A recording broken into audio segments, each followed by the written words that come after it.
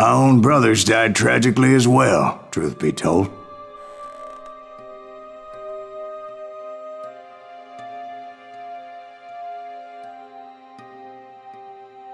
It was 1868, and me and my older brothers were pulling a tidy profit running cattle into Juarez, Mexico.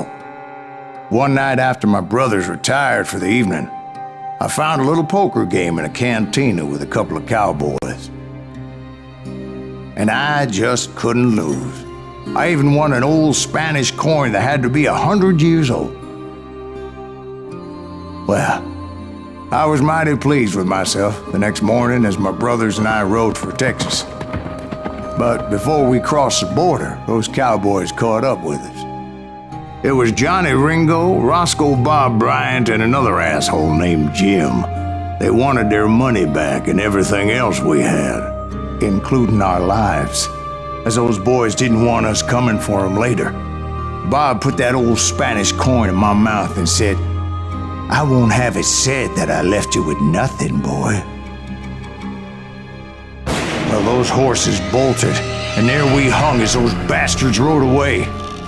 The branch finally snapped under the weight of the three of us, but being my older brothers were bigger and heavier, they were already dead. And right then I swore to myself that I would avenge them. Ringo you know about, but Bob eluded me, until I heard he was riding with the Wild Bunch.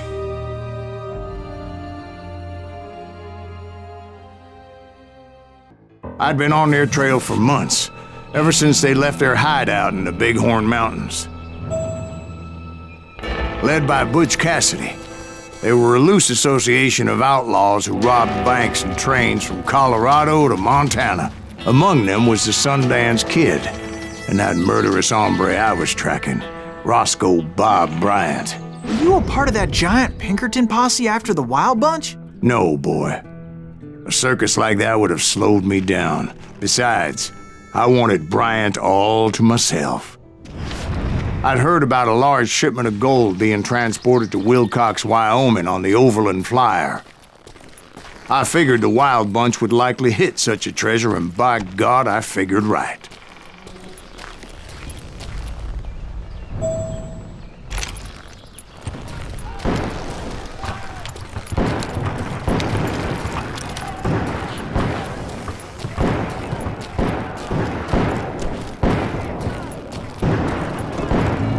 They blew the bridge with the intention of forcing the train to stop.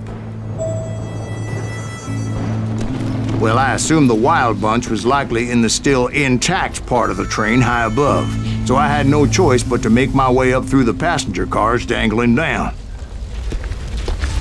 I was determined to make that sumbitch Bob pay for what he did to my brothers.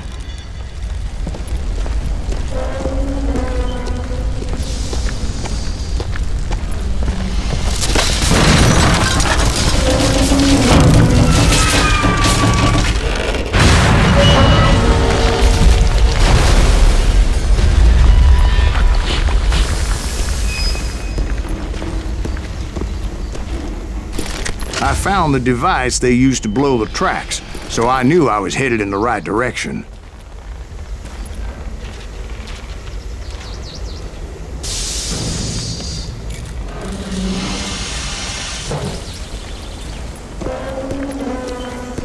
My ears are still ringing from blowing up that bridge. What'd you say? I can't hear a goddamn thing. Well, I made my way off unscathed and came upon a few members of the gang and had no choice but to dispatch them.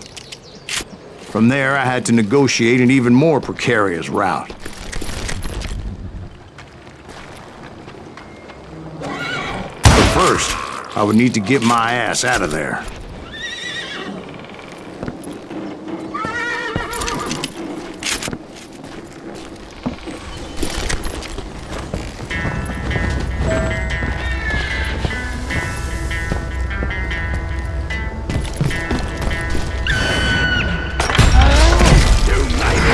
Jumped from the frying pan into the fire as the train was clearly fixing to fall. I had found the gang, but in order to find old Bob, I needed to fight my way forward past a whole passel of desperados. Outside, inside, any way I could, I made my way towards my prey.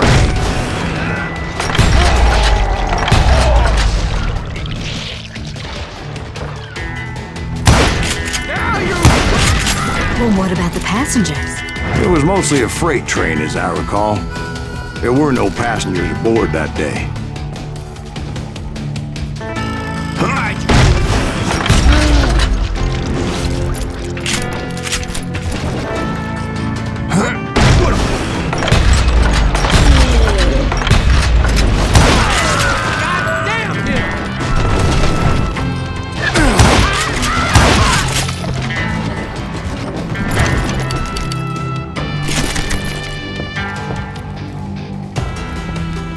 As I mentioned before, I am not fond of heights, but I was too busy dodging bullets to worry about falling to my death.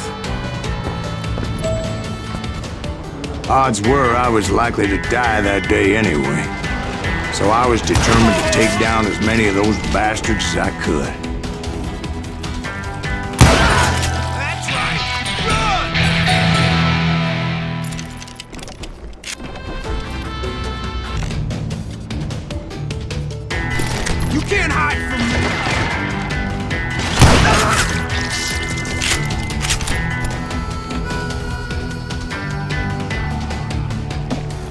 Ain't seen the likes of me.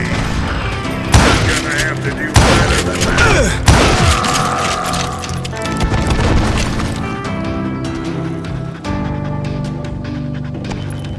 At times, it was like shooting ducks in a shooting gallery.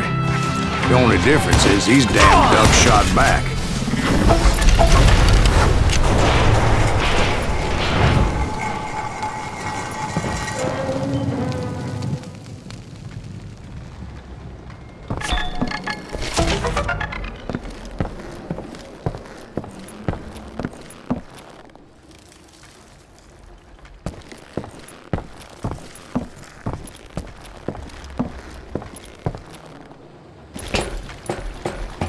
I kept hoping the law would show up and give me a You hand. mean like that giant Pinkerton posse that I read about? Did they come riding in, guns a-blazing to help?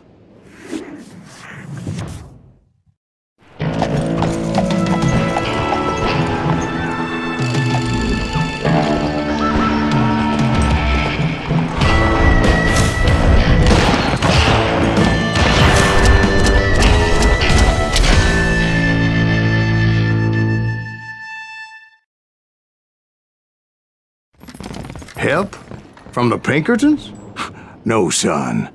I had to fight the wild bunch all by my lonesome, as usual. Who the hell is that?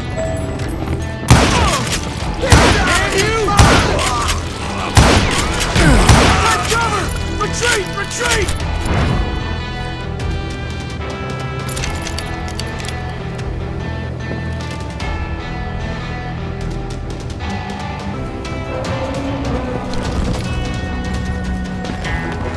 He's killing everybody! Calm down, the thunder. He'll kill us all! You're right for this! You hear me?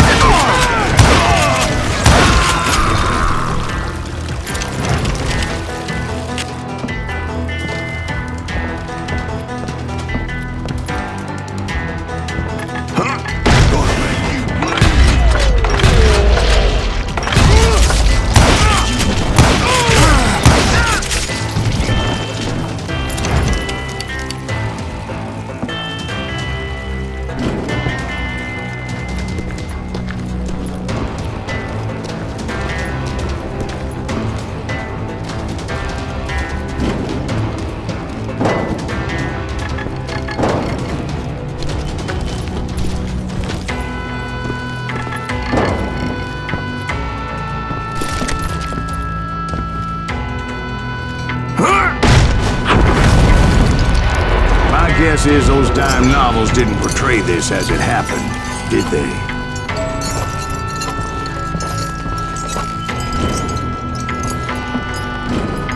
Only a few stragglers were left, and I had to cut them down pronto if I was going to stay on old Bob's trail.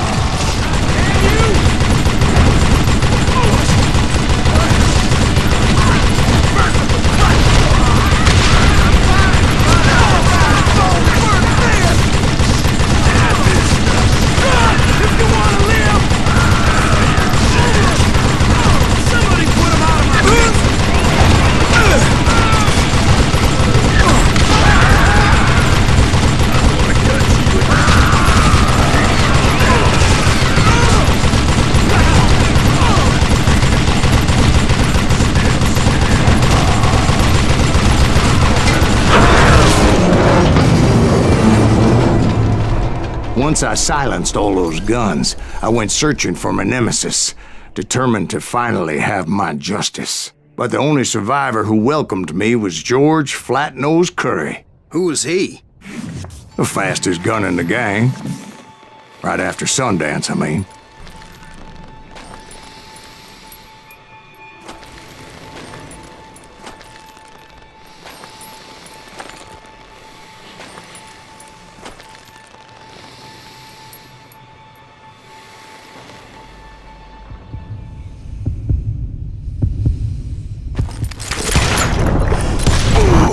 On that very same day, Butch Cassidy and the Sundance Kid decided to leave the Wild Bunch behind and decamped for South America.